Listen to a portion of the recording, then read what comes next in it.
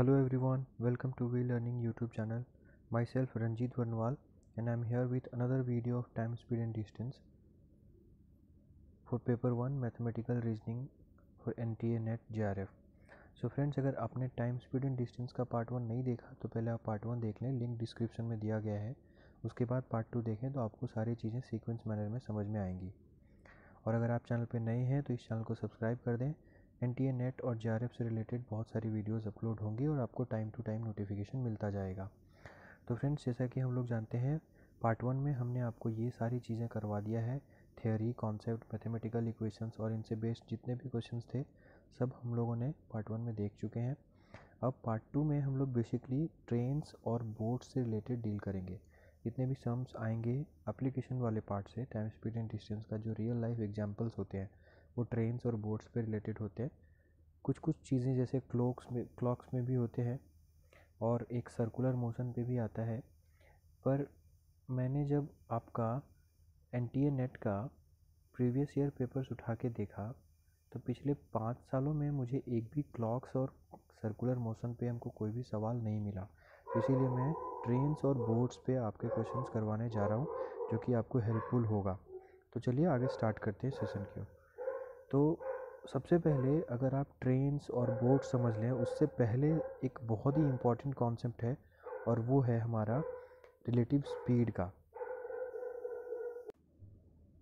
Sorry for the interruption guys. So हाँ, move करते हैं कॉन्सेप्ट की ओर। तो सबसे पहला इम्पोर्टेंट कॉन्सेप्ट है हमारा रिलेटिव स्पीड को लेके। तो रिलेटिव स्पीड को समझने से पहले मैं आपको एक एग्जांपल कोट कर दूं जिससे आपको सारी चीज़ें बेटर समझ में आएंगी।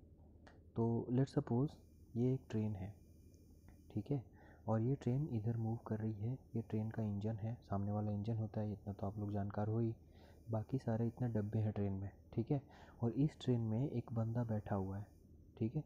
ये बंदा बैठा हुआ है इस ट्रेन में और इसी ट्रेन में इसी डब्बे में एक सामान रखा हुआ है, लेट से कोई भी ऑब्जेक्ट रखा होगा।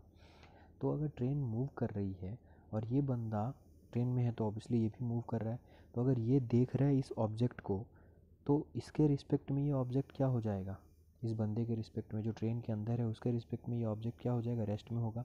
क्योंकि जैसा ये देख रहा है जहाँ पे था वहीं पे था। मैंने आपको बताया मोशन में तभी बोलते हैं जब किसी पॉइंट ऑफ रेफरेंस से अगर उसका position with respect of time change होता है।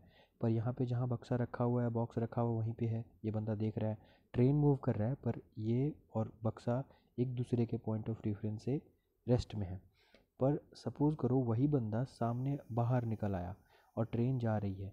तो अगर अब ये बक्सा को देखेगा तो जैसे जैसे ट्रेन बढ़ेगी आगे वैसे वैसे बक्सा भी मूव करता जाएगा। तो सेम बंदा अगर बाहर रहता है तो वो ऑब्जेक्ट इसे मोशन में दिखाई देती है, और वही ऑब्जेक्ट अगर ये ट्रेन के अंदर रहता है तो इसे रेस्ट में दिखाई देती है। तो इससे एक चीज़ हम इन्फर कर सकते हैं कि जब भी कोई ऑब्जेक्ट मोशन में है तो उसको तभी मोशन में बोलेंगे जब उस ऑब्जेक्ट का position with respect to any point of reference changes. जैसे कि अगर फ्रेम ऑफ रेफरेंस ट्रेन के अंदर था तो वो ऑब्जेक्ट रेस्ट में था, अगर फ्रेम ऑफ रेफरेंस बाहर से देख रहे थे तो वो ऑब्जेक्ट मोशन में था। तो यही कॉन्सेप्ट आता है, यहीं से एक जनरेशन होता है कॉन्सेप्ट का, वो होता है रिलेटिव स्पीड। तो अगर जब कोई ऑब्जेक्ट का पोजीशन हम लोग कोई दूसरे मूवेबल ऑब्जेक्ट के रिस्पेक्ट में चेक करते हैं, देखते हैं, तो हम लोग बोलते हैं कि ये दोनों का जो स्पीड है वो रिलेटिव स्पीड काउंट होगा, ठीक है। मोशन में क्या होता था, एक स्टेशनरी पॉइंट के रिस्पेक्ट में हम लोग देखते थे, और रिलेटिव स्पीड में हम लोग एक मूवेबल ऑब्जेक्ट को दूसरे मूवेबल ऑब्जेक्ट के रिस्पेक्ट में देखेंगे। फॉर एग्जांपल आप अच्छे से समझ लो एग्जांपल के थ्रू, जैसे अगर ये ट्रेन इधर, एक ट्रेन है ट्रेन 1, ये इधर जा रही है, ये ट्रेन 2 है, ये इधर जा रही है।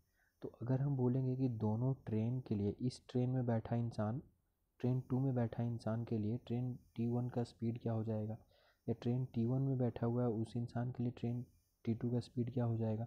तो इन दोनों के रिस्पेक्ट में जब ट्रेन T1 में बैठा होगा तो वो उसके लिए T2 का स्पीड कुछ अलग होगा, जब T2 में बैठा होगा उसके लिए T1 का स्पीड कुछ अलग होगा।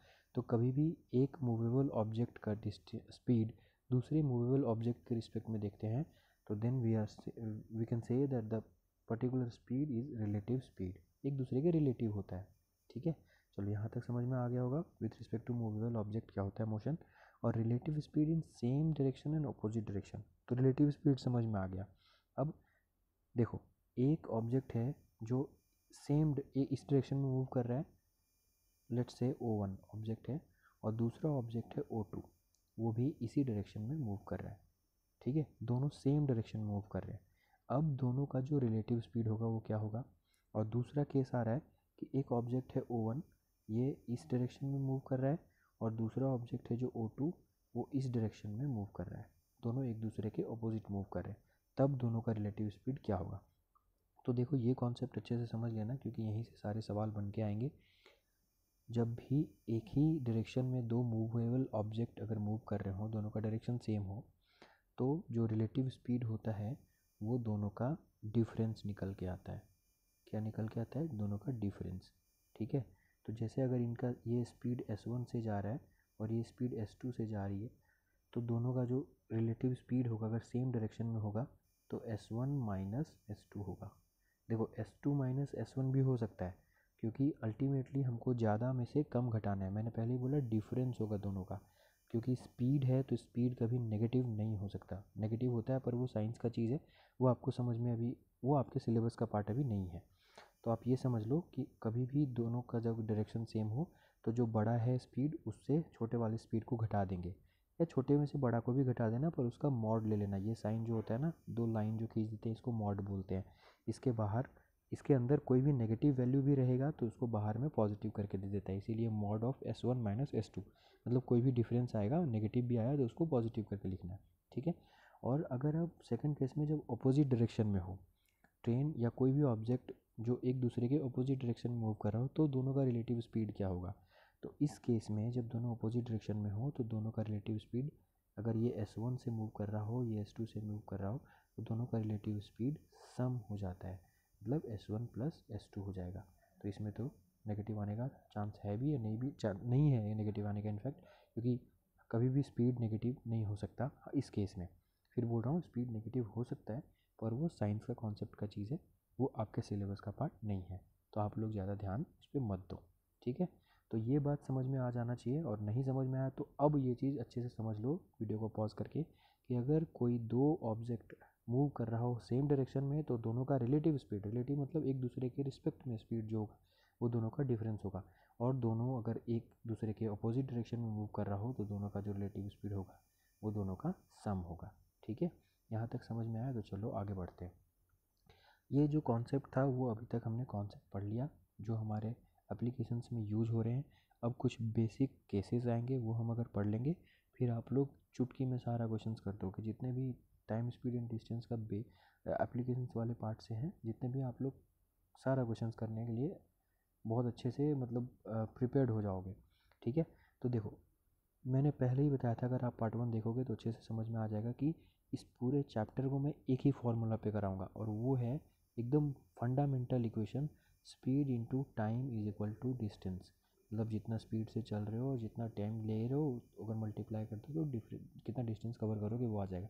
ये बेसिक फॉर्मूला है, ये बच्चों 7th में पढ़े होगे आप लोग। ठीक है, STD। तो यही हमेशा रहेगा एप्लीकेबल। मैं अपने बात से मुकर नहीं रहा हूँ, तो बोलोगे क्या पढ़ा गए, पहले बोलते थे कुछ और, अभी कुछ और बता दिया। ठीक है, चलो, तो ST is equal to D, ये बेसिक फॉर्मूला है। लेकिन दो चीज़ें ध्यान में रखनी है जब भी हम ट्रेन की बात करेंगे। तो अगर कोई ट्रेन कोई एक मूविंग ऑब्जेक्ट को क्रॉस कर रही है, कोई भी ट्रेन, जैसे अगर ट्रेन है, इधर से ट्रेन गुजर रही है, इधर से कोई बाइक वाला आ रहा है, तो ये भी मूव कर रहा है, ये भी मूव कर रहा है, तो दोनों, अगर ट्रेन और बाइक वाला दोनों एक दूसरे के अपोजिट में है या सेम डायरेक्शन में है, से बताना चुका हूँ मैं पहले ही, सेम डायरेक्शन में हो तो रिलेटिव स्पीड क्या होता है, अपोजिट डायरेक्शन में हो तो रिलेटिव स्पीड क्या होता है। तो जब भी कोई मूवेबल ऑब्जेक्ट के रिस्पेक्ट में ट्रेन गुजरे, तो हमेशा हम क्या लेंगे, रिलेटिव स्पीड लेंगे। क्या लेंगे? रिलेटिव स्पीड लेंगे। मैं पहले ही बता चुका हूँ, जब मूवेबल ऑब्जेक्ट के रिस्पेक्ट में हो तो रिलेटिव स्पीड। जैसे ही रिस्पेक्ट आ गया कि किसी के रिस्पेक्ट में देख रहे हैं, कोई मूवेबल ऑब्जेक्ट के रिस्पेक्ट में, तब रिलेटिव स्पीड लेना है।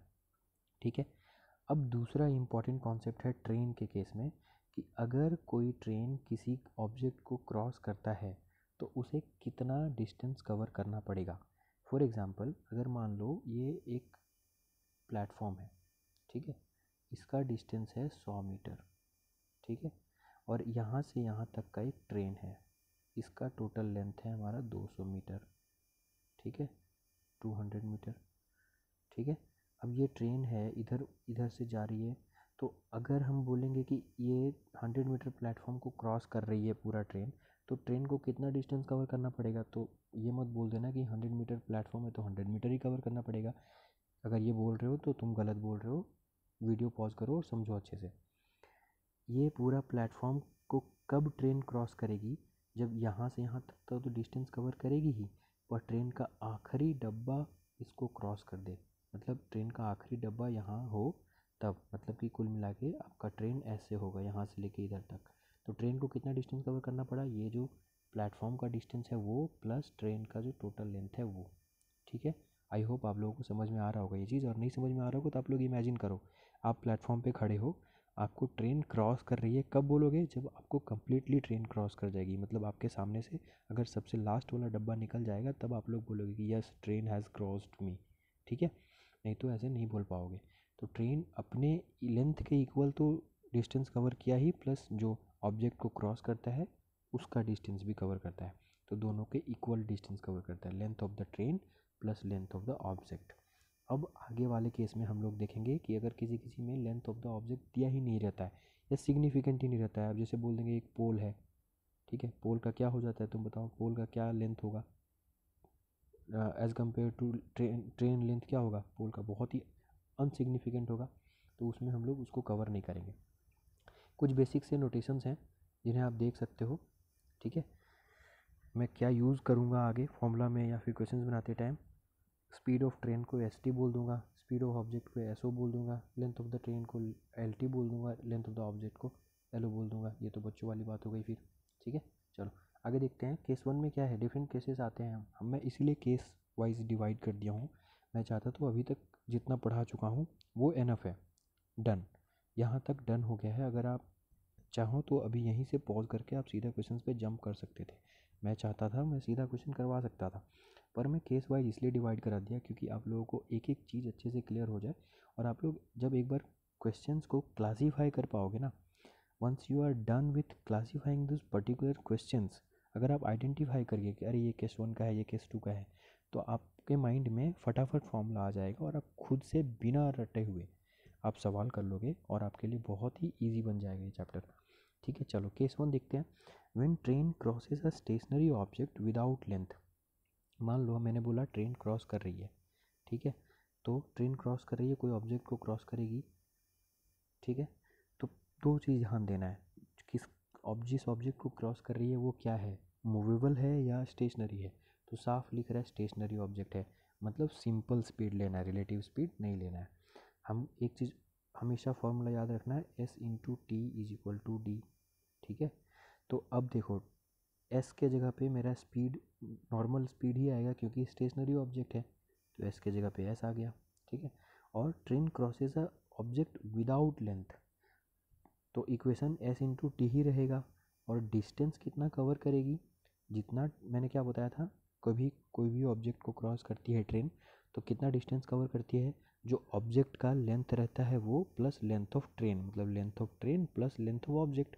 लेकिन यहाँ पे पहले ही बोल दिया विदाउट लेंथ और नेग्लिजिबल लेंथ, जैसे कि आगे क्वेश्चंस करेंगे तो पता चलेगा कि किस में नेग्लिजिबल लेंथ है, ठीक है।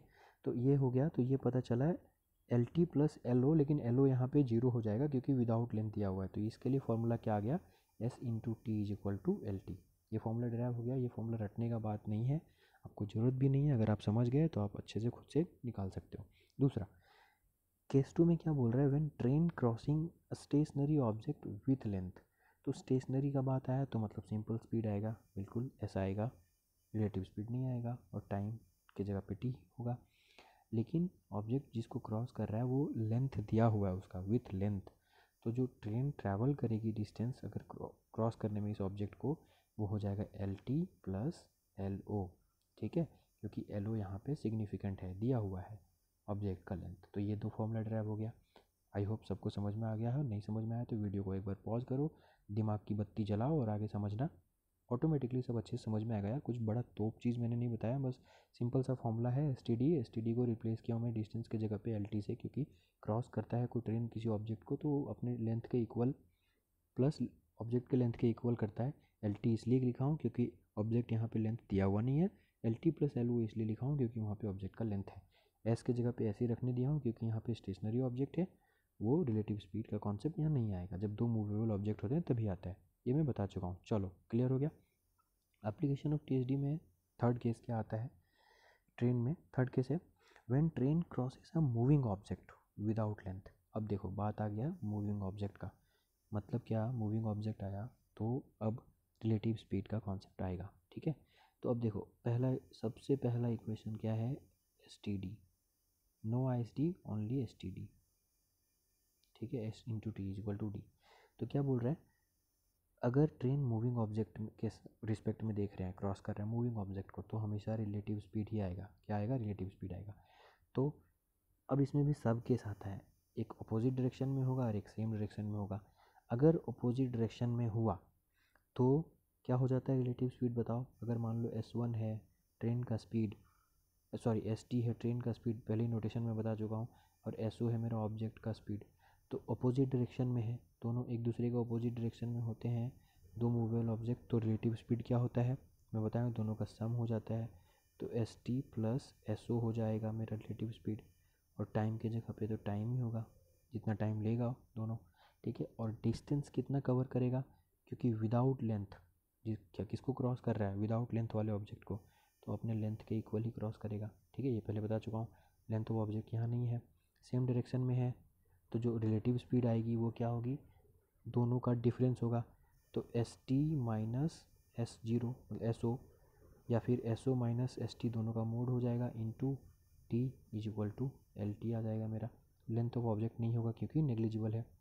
अब देखो यहाँ पे ट्रेन क्रॉस कर रहा है एक मूविंग ऑब्जेक्ट को जिसका लेंथ भी है, तो सिंपली मूविंग ऑब्जेक्ट को कर रहा है तो रिलेटिव स्पीड आएगा, अपोजिट डायरेक्शन में है तो रिलेटिव स्पीड क्या हो जाएगा, S T plus S zero मतलब एस ओ, ठीक है, इंटू टी, और टी के इधर डिस्टेंस कितना कवर करेगा, लेंथ तो अपना ट्रेन के लेंथ के इक्वल करेगा ही, प्लस लेंथ ऑफ ऑब्जेक्ट भी करेगा क्योंकि लेंथ ऑफ ऑब्जेक्ट यहाँ पे मेंशन है। सिमिलरली सेम डायरेक्शन में हो तो यहाँ पे क्या हो जाएगा, S T minus S O, थोड़ा सा स्पेस कम है तो आप लोग मैनेज कर लेना, S T minus S O into T is equal to L T plus L O, ठीक है। एल ओ इसलिए ऐड कर रहा हूँ क्योंकि यहाँ पे ऑब्जेक्ट का लेंथ दिया हुआ है। आई होप यहाँ तक सबको समझ में आ गया होगा, नहीं समझ में आया तो एक बार अच्छे से फिर से रिवाइंड करके वीडियो देखो, 1 मिनट पॉज कर लो, देख लो अच्छे से, दिमाग का बत्ती जलाओ, सब समझ में आ जाएगा, कोई बड़ा चीज़ मैं नहीं बताया हूँ। चलो तो अब जितना कॉन्सेप्ट बताना था ट्रेन से रिलेटेड सारा बता चुका हूँ। अब मैं क्वेश्चंस करा रहा हूँ, ध्यान से देखना, अगर आप कर पा रहे हो तो पहले ही वीडियो पॉज करके ये सारे क्वेश्चंस करके देख लो, और नहीं कर पा रहे तो कोई बात नहीं, क्वेश्चंस कर लूँगा मैं, करवा दे रहा हूँ, फिर आपको सारी चीज़ें समझ में आ जाएंगी, ठीक है गाइस। चलो अब ये क्वेश्चंस देख लेते हैं। A train passes two persons who are walking in the direction opposite to the direction of train at the rate of 10 meter per second and 20 meter per second respectively in 12 second and 10 second respectively. Find the length of the train. ठीक है, अब क्या बोल रहे हैं, एक train दो लोग को पास कर रहा है, क्रॉस कर रहा है, लेकिन दोनों क्या है ट्रेन के डायरेक्शन के अपोजिट में, तो जो पहला आदमी है वो कितना 10 मीटर पर सेकंड से चल रहा है, और दूसरा आदमी जो है वो 20 मीटर के पर सेकंड से चल रहा है, और दोनों को क्रॉस करने में ट्रेन कितना टाइम लगा रहा है, पहले को 12 सेकंड, दूसरे को 10 सेकंड, तो लेंथ ऑफ द ट्रेन मांग रहा है हमको, ठीक है। तो पहला केस लेते हैं, पहले वाले आदमी को, देखो ट्रेन जो है अपोजिट डायरेक्शन में चल रहा है आदमी के, तो रिलेटिव स्पीड क्या हो जाएगा मेरा, दोनों का सम, तो दोनों का सम तो S T plus S of man, ठीक है, into time is equal to कितना डिस्टेंस कवर करेगा क्रॉस करने के लिए, तो लेंथ ऑफ ट्रेन तो होगा ही, प्लस आदमी का लेंथ, तो यहाँ आदमी का लेंथ तो नहीं दिया हुआ है, ठीक है, ऑब्वियसली आदमी का लेंथ कितना ही होता है, कितना चौड़े होते हैं इंसान, 5 फीट लंबा, वो वाला लंबा नहीं, क्रॉस कर रही है ट्रेन तो कितना जो आपका विड्थ होगा उसको क्रॉस करेगी, तो वो नेग्लिजिबल है, तो यहाँ पे नहीं लेंगे, ठीक है। तो अब S T plus S M क्या हो जाएगा, S T speed of the train हमको दिया है, नहीं दिया है, चलो ठीक है नहीं दिया, तो मान लेते हैं एस टी को एस टी रन देते हैं, और एस एम दिया हुआ है मेरा पहला कितना 10 मीटर पर सेकेंड, ठीक है, 10 मीटर पर सेकेंड, सॉरी मीटर पर सेकेंड यहाँ पे तो नहीं लिखूँगा मैं, S T plus 10 into time मेरा दिया हुआ है पहले को क्रॉस करने में लगाती है 12 second is equal to L T, ठीक है। इक्वेशन नंबर 1 आ गया मेरा। सिमिलरली दूसरे कंडीशन के लिए क्या हो जाएगा मेरा, एस टी प्लस 20 सेकेंड्स में, हाँ 20 मीटर पर सेकेंड से चल रही है तो दोनों का रिलेटिव स्पीड ये हो जाएगा एस टी प्लस 20, और उसको क्रॉस कितने में कर रही है, 10 सेकेंड में कर रही है, और कितना डिस्टेंस कवर करेगी क्रॉस करने के लिए, तो एल टी डिस्टेंस ही कवर करेगी, तो इसको मान लेते हैं इक्वेशन 2।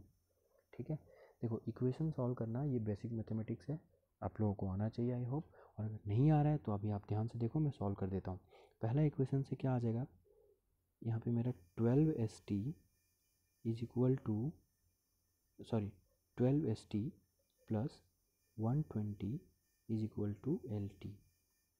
ठीक है, तो यहाँ से एस टी का वैल्यू निकालेंगे, या सिंपली एक काम करते हैं, इसको लिख देते हैं, फिर इक्वेशन 2 को भी सिंप्लीफाई करते हैं, तो क्या आ जाएगा 10 एस टी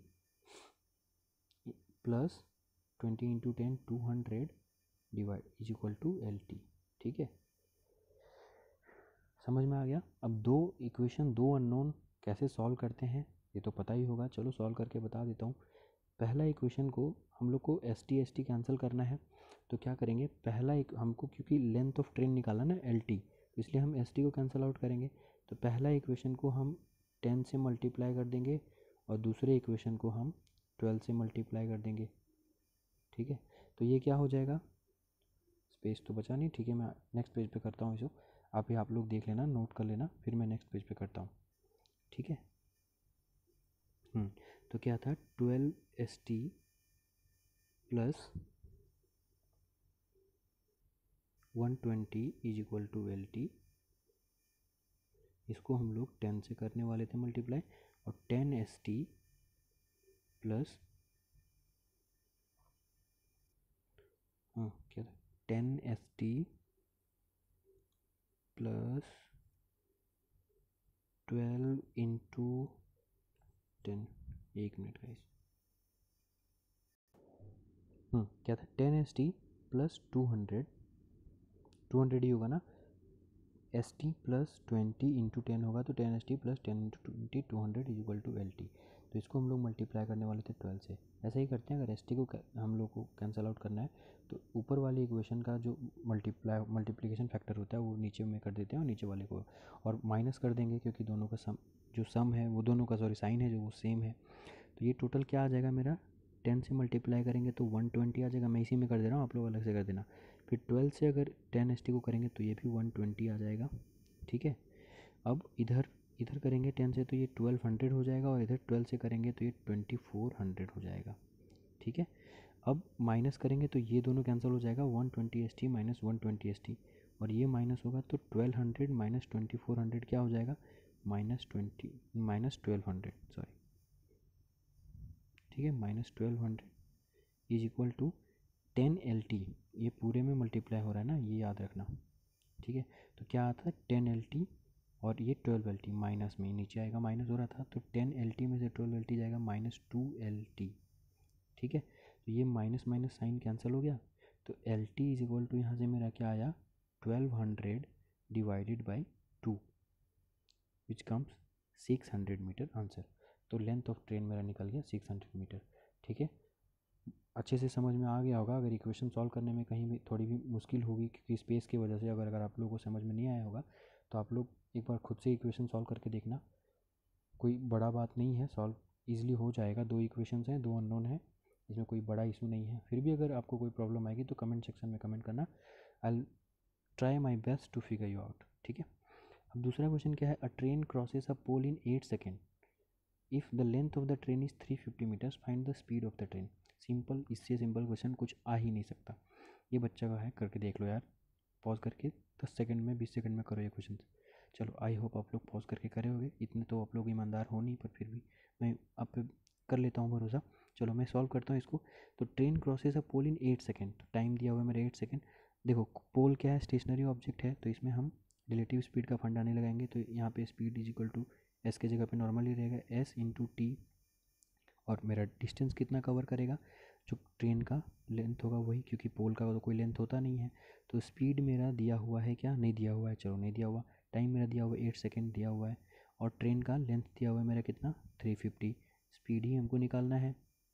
ठीक है, एक मिनट, हाँ टाइम दिया हुआ है 8 सेकेंड, और 350 मीटर मेरा ट्रेन का लेंथ दिया हुआ है। ऑब्जेक्ट तो पोल है, पोल का लेंथ नहीं दिया हुआ, मतलब इनसिग्निफिकेंट है। तो स्पीड हमको निकालना है, तो ऑब्वियसली निकल गया। स्पीड का वैल्यू यहाँ से क्या आएगा, 350 डिवाइडेड बाई 8। सॉल्व करके देख लेना, इतना तो कर लो यार फ्रैक्शन। ठीक है, चलो दूसरा अगला क्वेश्चन करते हैं। A train requires 2 seconds to cross a pole with while it requires 7 seconds to cross a stationary train which is 378 meters long. Find the speed of the train. देखो क्या बोल रहा है, ध्यान से सुनो क्वेश्चन। एक ट्रेन है T1, ठीक है, यहाँ पे एक पोल है, ये मान लो पोल है। इस पोल को क्रॉस करने के लिए ट्रेन जो है 2 सेकंड लगाती है, ठीक है। लेकिन दूसरी ट्रेन है जो स्टेशनरी ट्रेन है, देखो चल नहीं रही है ट्रेन, स्टेशनरी है, ध्यान देना। ये ट्रेन रुकी हुई है, इस मान लो ये T2 है। अब इसको क्रॉस करने के लिए जो ट्रेन लगाती है टाइम, वो लगाती है कितना, 7 सेकंड लगाती है। और जो स्टेशनरी ट्रेन है, जो खड़ी हुई ट्रेन है, उसका लेंथ दिया हुआ है 378 मीटर, ठीक है। तो अब बोल रहा है कि स्पीड ऑफ द ट्रेन क्या होगा, T1 का स्पीड क्या होगा। क्वेश्चन समझ में आ गया, तो चलो सॉल्व करते हैं। पहला केस क्या था, पहला केस में देखो पोल को कर रहा है, तो स्पीड तो मेरा नॉर्मल स्पीड ही रहेगा। इनटू टाइम क्या था, दिया हुआ है 2 सेकेंड्स। और पोल का लेंथ तो होता नहीं है, तो बस लेंथ कितना कवर करेगी, डिस्टेंस कितना कवर करेगी, जितना ट्रेन का लेंथ है। तो ट्रेन का लेंथ हमको नहीं पता, यहाँ तो ओरिजिनल ट्रेन का लेंथ नहीं दिया हुआ, ये उस ट्रेन का लेंथ दिया हुआ है जिस ट्रेन को क्रॉस कर रही है ये। यहाँ पे कंफ्यूज मत करना, जो स्टेशनरी ट्रेन जो खड़ी है उसका लेंथ है 378 मीटर, ठीक है। दूसरा केस क्या है, देखो दूसरे में ट्रेन को क्रॉस कर रही है, पर वो जो ट्रेन है वो खड़ी है, इसलिए रिलेटिव स्पीड का कॉन्सेप्ट आएगा ही नहीं। तो यहाँ पे भी नॉर्मल स्पीड हो गया है, इनटू टाइम कितना ले रहा है, 7 सेकंड ले रहा है। अब देखो यहाँ पे दूसरा फंडा क्या आएगा, क्रॉस कर रहा है लेकिन उसका लेंथ है जिस ऑब्जेक्ट को क्रॉस कर रहा है, तो जो ट्रेन का लेंथ है वो तो है ही, प्लस जिस ट्रेन को क्रॉस कर रही है उसका लेंथ 378 मीटर है, तो ये भी है, ठीक है। तो इतना डिस्टेंस कवर करना पड़ेगा इसको। अब देखो यहाँ पे एस और एल टी का एक इक्वेशन आ गया, मान लेते हैं इक्वेशन 2। और यहाँ पे भी एस और एल टी का एक इक्वेशन आ गया, मान लेते हैं इक्वेशन नंबर 2। 1 और 2, दो इक्वेशन, दो अननोन। आई होप यहाँ से आप लोग सॉल्व कर लोगे पिछले में जैसे मैंने करवाया था। फिर भी अगर नहीं सॉल्व कर पाए तो थोड़ा मेहनत कर लो यार, इतना आलसी बनना ठीक बात नहीं है। कॉम्पिटिटिव एग्ज़ाम का प्रिपरेशन कर रहे हो आप लोग, ठीक है। मैं कब तक साथ दूंगा, एग्ज़ाम तो आप ही लोग को देना है। और फिर भी अगर नहीं आया तो मैं कमेंट बॉक्स पे आप लोग कमेंट कर देना, मैं वहाँ पे सॉल्व कर दूँगा, ठीक है। चलो मूव करते हैं आगे। दूसरा क्वेश्चन है, two trains A and B starts simultaneously from point P and Q. अब क्वेश्चन लंबा देख के आप लोग डरना मत प्लीज़ कि इतना सारा कुछ समझ में नहीं आ रहा है। क्वेश्चंस को ब्रेक करना सीख जाओगे, फिर क्वेश्चन आसानी से हो जाएगा, ठीक है। Two trains A and B start simultaneously from point P and Q in the opposite direction. देखो एक पॉइंट है पी, मान लेते हैं ये पॉइंट है पी। देखो हम बस क्वेश्चन समझा दे रहे तुम्हें, एक बार क्वेश्चन समझ लोगे ना, सवाल अपने आप, आंसर अपने आप कर लोगे आप। पी एंड क्यू दो स्टेशनरी पॉइंट है अपोजिट डायरेक्शन में। इस दो पॉइंट से दो ट्रेन है, ट्रेन ए और ट्रेन बी, टी ए और टी बी साइमल्टेनियसली, मतलब एक ही टाइम से ये दोनों पॉइंट से, मतलब ये पी और क्यू के बीच का डिस्टेंस है। तो पी और क्यू पॉइंट से दोनों एक दूसरे के अपोजिट डायरेक्शन में एक साथ मूव करते हैं, मतलब टी ए इधर से आती है और टी बी इधर से आती है, ठीक है। अब क्या दोनों जा रहे हैं एक दूसरे के अपोजिट डायरेक्शन में, तो कोई एक पॉइंट पे मिलेंगे। लेट्स सपोज ये मीटिंग पॉइंट है इनका एम। तो मैंने, अगर आपने पार्ट 1 देखा है तो मैंने पहले बताया है कि अगर कोई दो ट्रेन या दो कार, कोई भी दो मूवेबल ऑब्जेक्ट सेम टाइम पे निकले और मिले जाके, तो इसका मतलब है कि दोनों को लगा जो टाइम है वो सेम है। क्यों, ये आप वीडियो 1 पार्ट में देख लेना, पार्ट 1 का वीडियो में, उसको समझ में अच्छे से आ जाएगा, मैं वहाँ अच्छे से समझाऊँ ये चीज़, ठीक है। तो अब बोलता है क्या, अगला पार्ट क्या है, and arrive at there destination 9 and 4 hours respectively after their meeting at each other. मान लो एम पॉइंट पे मिला, तो बोल रहा है कि जो ट्रेन ए है वो 9 घंटा लगा देता है मिलने के बाद। पूरा डेस्टिनेशन मतलब पी से जा रहा था क्यू के तरफ, तो इधर जाने में इसको 9 hours लग जाते हैं, ठीक है। और जो ट्रेन पी है, मतलब ट्रेन बी है, वो क्यू से पी की तरफ जा रहा था, तो मिलने के बाद इधर बाकी का डिस्टेंस उसको कवर करने में 5 घंटे लग गए, ठीक है। समझ में आ गया बात। अब ये इसको 5 घंटे लग गए, इसको 9 घंटे लग गए। अब क्या पूछ रहा है, at which rate does the second train B travels, T B का स्पीड कितना है, if the train A travels at 80 kilometre per hour. T A की स्पीड दिया हुआ है मेरा 80 किलोमीटर पर आवर, ठीक है। देखो ये क्वेश्चन कोई बड़ा नहीं था, बड़ा था, मैं मानता हूँ क्वेश्चन बड़ा था, पर कोई बड़ा चीज़ नहीं है, कॉन्सेप्ट वही है। आप लोग अच्छे से समझो पहले बात को, मैं क्वेश्चन ब्रेक कर दिया हूँ, एक बार फिर से समझ लेना। दो ट्रेन है, ट्रेन ए ट्रेन बी, एक पॉइंट है पी, एक पॉइंट है क्यू, दोनों एक अलग अलग पॉइंट से एक बार एक ही टाइम में साइमल्टेनियसली एक दूसरे के अपोजिट डायरेक्शन में मूव करना शुरू करते हैं। जब मिलते हैं उसके बाद इधर ट्रेन बी को मिलने के बाद बाकी का जो उसको जर्नी करना होता है वो 5 घंटे में कर लेता है, और ट्रेन ए को बाकी का जो जर्नी करना होता है इधर वाला वो 9 घंटे लगा देता है। ठीक है, ट्रेन ए का स्पीड है अगर 80 किलोमीटर है तो ट्रेन बी की स्पीड क्या होगी, सवाल ये बोल रहा है। अब अच्छे से समझ में आ गया होगा, तो चलो अब सॉल्व करते हैं। ठीक है, हाँ तो क्या था, ये मेरा P था, ये मेरा Q था। तो ये P है और ये Q है। यहाँ पे एक पॉइंट है M जहाँ पे ये ट्रेन A इधर से चला तो ये मिला यहाँ पे M पे, और ट्रेन B इधर से चला इस डायरेक्शन में तो यहाँ पे M पे मिला। ठीक है, अब हम क्या बोल रहे हैं कि ये जो ट्रेन A चला, एक सेकेंड, ये ट्रेन इधर से चलती है, ट्रेन B के लिए हम ऊपर लिखते हैं, आपको बेटर समझ में आएगा। देखो मैंने एक कॉन्सेप्ट कराया था प्रीवियस वीडियो में कि अगर कोई दो ऑब्जेक्ट सेम पॉइंट मतलब अलग अलग पॉइंट से साइमल्टेनियसली अगर लीव करते हैं और किसी एक पॉइंट पे मिलते हैं तो पॉइंट जहाँ तक मिलते हैं वहाँ तक जाने के लिए जो टाइम लगेगा वो दोनों को सेम लगेगा। क्यों, मैं पहले से बताया हूँ, नहीं समझ में आएगा तो एक बार देख लो पिछला वीडियो। चलो फिर से समझा देता हूँ। मान लो ये पॉइंट P से 8 बजे निकला, ये पॉइंट Q से 8 बजे निकला, और दोनों जाके मिला, तो मिला मतलब एक कॉमन पॉइंट होगा समय का, 9 बजे मिल गया, तो दोनों 9 बजे मिला और सेम पॉइंट पे निकला, तो ऑब्वियसली दोनों का टाइम ट्रैवल कितना हो गया, 1 ही घंटा हुआ ना, दोनों सेम टाइम लेके गया। तो मान लेते हैं जो TB है वो T टाइम लगाया मीटिंग पॉइंट तक जाने के लिए, और जो TA है उतना ही टाइम लगाएगा, T टाइम लगाएगा मीटिंग पॉइंट जाने के लिए। अब बोल रहा है कि TA जो है वो तुम्हारा मिलने के बाद Q तक पहुंचने में मेरा 5 आवर्स लेता है, और ये बोल रहा है कि TB जो है, नहीं सॉरी, TA जो है वो मिलने के बाद मेरा 9 आवर्स लेती है। ठीक है, और TAB जो है वो 5 आवर्स लेती है। ठीक है, तो अब ट्रेन A का हमारा स्पीड दिया हुआ है 80 किलोमीटर पर आवर। देखो एक पिछले वीडियो का कॉन्सेप्ट यूज़ होगा यहाँ पे, यहाँ से मान लो P से लेके M तक का डिस्टेंस में, P से लेके M तक का डिस्टेंस में ट्रेन A जो है, ट्रेन A T टाइम ले रही है और ट्रेन B 5 घंटे ले रही है। ठीक है, तो डिस्टेंस सेम है, डिस्टेंस सेम है, कांस्टेंट है यहाँ से P से लेके M तक, लेकिन स्पीड मान लेते हैं ट्रेन A का मेरा S1 है, ठीक है, या SA है, और ट्रेन B का मेरा SB है, और डिस्टेंस सेम है। तो क्या होता था फॉर्मूला, अगर डिस्टेंस कांस्टेंट हो तो S1/S2 is equal to T1/T2 होता था ना। तो यहाँ पे SA/SB इज इक्वल टू क्या हो जाएगा मेरा, यहाँ पे SA/SB sorry SA/SB is equal to क्या हो जाएगा, T1/T2। T1 मेरा क्या है, T है, SA के लिए T है ना टाइम, इस डिस्टेंस को कवर करने के लिए, इस डिस्टेंस को कवर करने के लिए SA मेरा T है, T1 मेरा T है, और ट्रेन B जो ले रही है वो 5 है। सिमिलरली इस डिस्टेंस में आते हैं हम लोग Q से लेके M तक में। ठीक है, Q से लेके M तक में मेरा ट्रेन A जो है 9 आवर ले रही है और ट्रेन B जो है T ले रही है, तो उसी तरह से SA/SB डिस्टेंस तो सेम ही है, तो SA/SB मेरा क्या हो जाएगा 9/T। ठीक है, ठीक है, तो इसको मान लेते हैं इक्वेशन 1, ये इक्वेशन 1 मान लेते हैं और ये इक्वेशन 2 मान लेते हैं। देखो SA/SB is equal to T/5 और SA/SB is equal to 9/T, तो दोनों का लेफ्ट हैंड साइड इक्वल है ना SA/SB। ठीक है, तो ये दोनों भी इक्वल हो जाएगा, राइट हैंड साइड भी इक्वल हो जाएगा। ठीक है, तो इससे मेरे को क्या इक्वेशन निकला, इससे मेरे को क्या इक्वेशन निकला, T/5 is equal to 9/T। ठीक है, तो यहाँ से फिर मेरा आ गया, T को सॉल्व करेंगे तो T² इज इक्वल टू 36, तो T यहाँ से निकल के आएगा √36 which comes is equal to +-6। ठीक है, अब -6 तो आंसर मेरा हो नहीं सकता क्योंकि समय यहाँ पे नेगेटिव में नहीं ले सकते, तो T मेरा क्या आ गया 6R, प्लस में ही आएगा, तो T मेरा क्या हो गया 6R। अब ये T क्या है, मैंने पहले बताया था T वो चीज़ है जो मिलने के लिए टाइम लगाती है।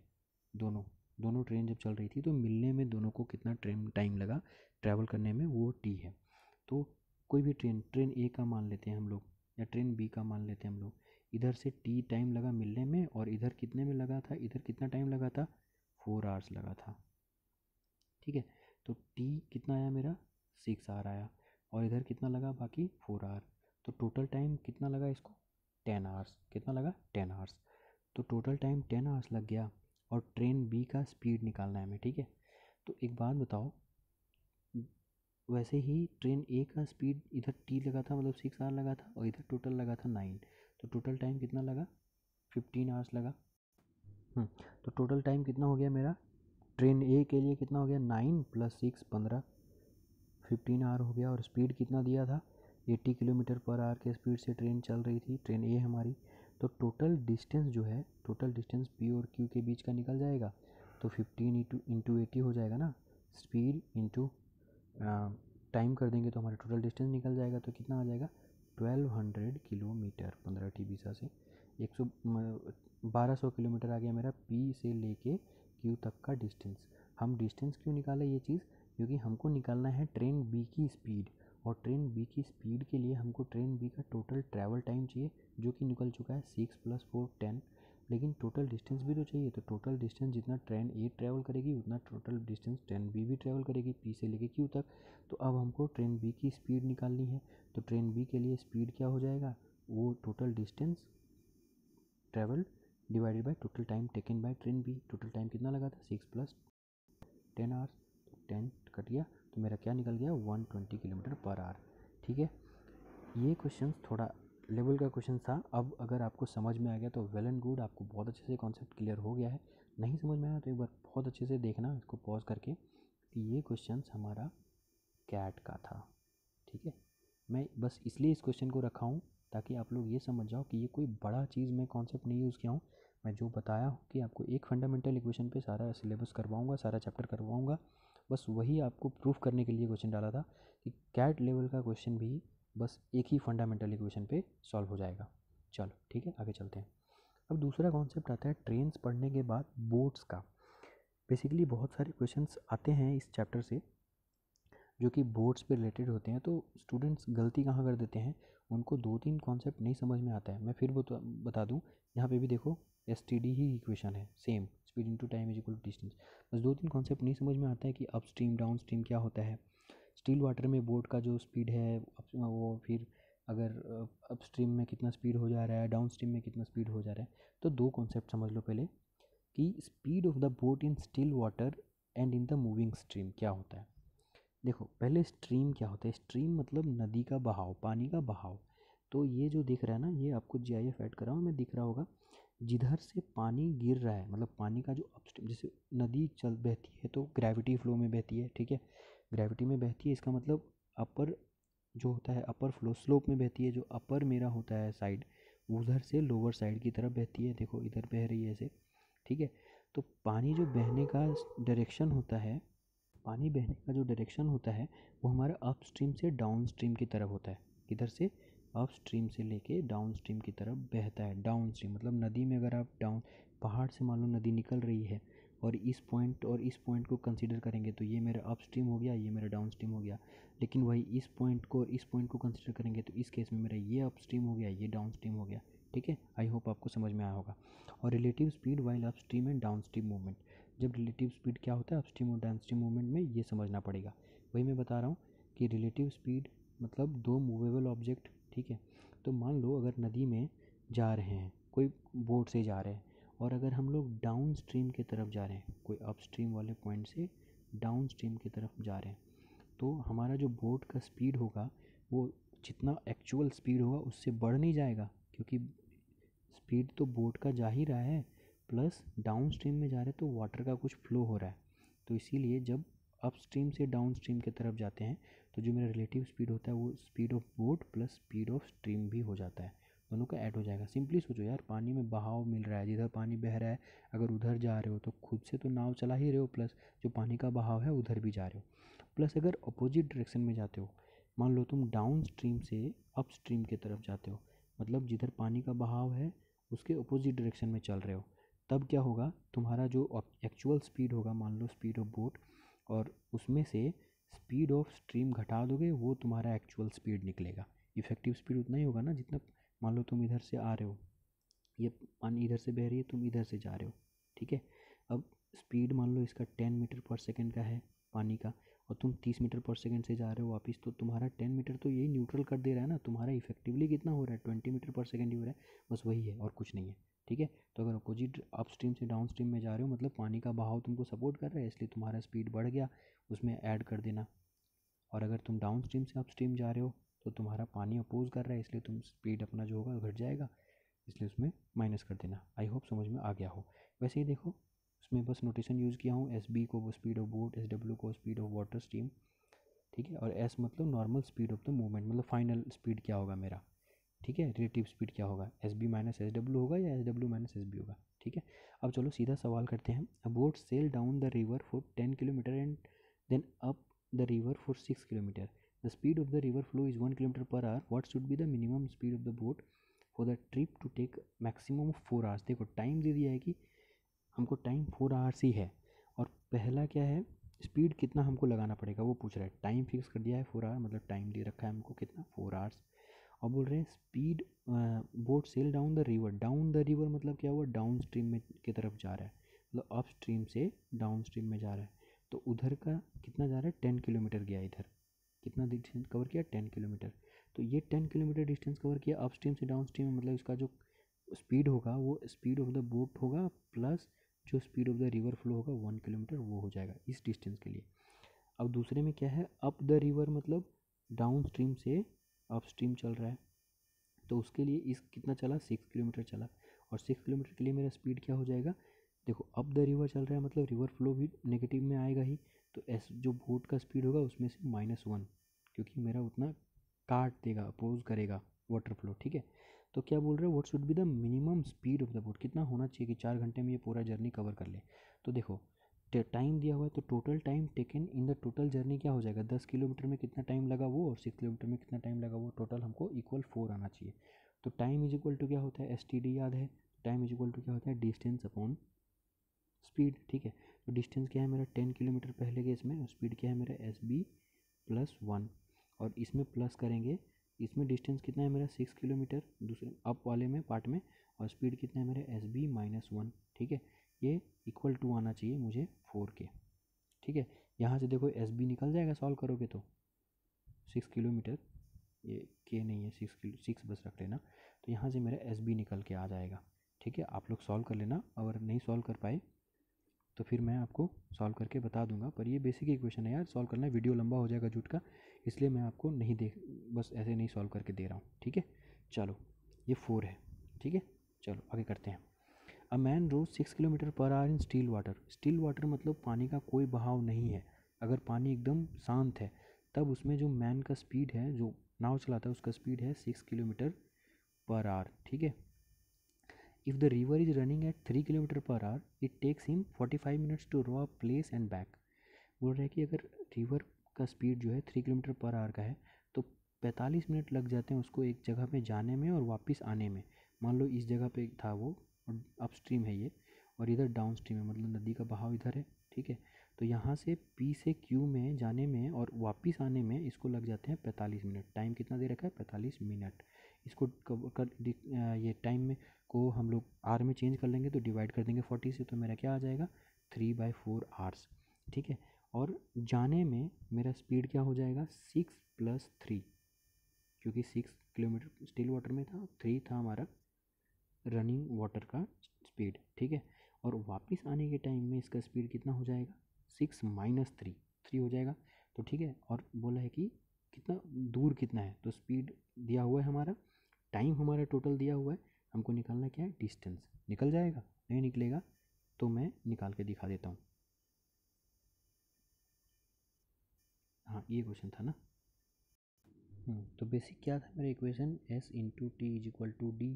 ठीक है, तो यहाँ से मेरा क्या आ गया डिस्टेंस इज इक्वल टू, हमको डिस्टेंस निकालना है ना, हाँ एस टी डी था, तो डिस्टेंस इज इक्वल टू मेरा क्या आ गया स्पीड इंटू टाइम, तो यहाँ से मेरा टाइम इज इक्वल टू क्या आ जाएगा speed sorry distance by speed. ठीक है, D by S, T is equal to D by S. तो हम T is equal to D by S क्यों किए, क्योंकि हमारा यहाँ पे टाइम दिया हुआ है overall throughout the whole journey, मेरा टोटल टाइम लगा था 45 मिनट, मतलब 3/4 आवर्स। ठीक है, तो टाइम अगर डाउन स्ट्रीम अपस्ट्रीम से डाउन स्ट्रीम जा रहा है तो उसमें टाइम कितना लगेगा डी बाय एस, मान लेते हैं टोटल डिस्टेंस डी है, डी ही तो निकालना है, तो डी बाय एस मतलब कितना स्पीड कितना था 6 + 3 हो जाएगा मेरा 9 फर्स्ट केस में क्योंकि डाउन स्ट्रीम जा रहा है। और दूसरे केस में क्या हो जाएगा मेरा D/6 - 3 और इज इक्वल टू कितना आ रहा है मेरा 3/4 आवर्स लग रहे हैं। टोटल टाइम इतना ही लग रहा है, ये टाइम अपस्ट्रीम से डाउन स्ट्रीम जाने में, ये टाइम डाउन स्ट्रीम से अपस्ट्रीम जाने में। टोटल टाइम मेरा दिया हुआ 45 मिनट्स मतलब 3/4 आवर। तो इसको फिर से सॉल्व कर लो यार, डी का वैल्यू निकल जाएगा। मैं ये सब चीज़ सॉल्व करने इसलिए आप लोगों के पीछे छोड़ रहा हूँ क्योंकि वीडियो झूठ का लंबा करके सॉल्व करके देना मेरा काम नहीं है। ये बेसिक मैथमेटिक्स आपको करना खुद से होगा, ठीक है। चलो, ये क्वेश्चन आप लोगों के लिए होमवर्क है, आप लोग कर लेना अच्छे से, क्योंकि ये क्वेश्चंस मैं पिछली बार जैसे कैट का करवाया था वैसे ये क्वेश्चंस कैट का ही है, कैट का है ये। अगर आप लोग कर पाते हो तो मेरा पढ़ाया, मेरा इतना मेहनत किया हुआ सफल हो जाएगा, मैं अपने आप को बहुत ही धन्य मानूंगा, ठीक है। चलो गाइस, तो आज के लिए इतना ही। ये मानता हूँ मैं पार्ट 2 लाने में थोड़ा देर कर दिया, पर कुछ अपने यहाँ वैसे सर्कमस्टेंसेस नहीं है जिससे मैं वीडियोस रेगुलर नहीं ला पा रहा हूँ, पर होप आप लोगों के लिए मैं जितना बन पाएगा उतना करूँगा। अगर आप इस चैनल पे नए हो तो चैनल सब्सक्राइब कर देना यार। हमारा एफर्ट के लिए बस यही सब्सक्राइब्स और लाइक्स ही हमारा टोकन ऑफ अप्रिशिएशन होता है और हमें मोटिवेशन मिलता है और वीडियोस बनाने के लिए और मेहनत करने के लिए। और अगर अपने फ्रेंड्स के साथ जो नेट JRF का प्रिपरेशन कर रहे हो या कोई और प्रिपरेशन कर रहे हो कॉम्पिटिटिव एग्जाम के लिए, तो ये सब टॉपिक्स जो कॉमन हो उसके शेयर कर देना, सब्सक्राइब कर देना, लाइक कर देना। थैंक यू, अच्छे से पढ़ो, स्टे सेफ, स्टे हेल्दी।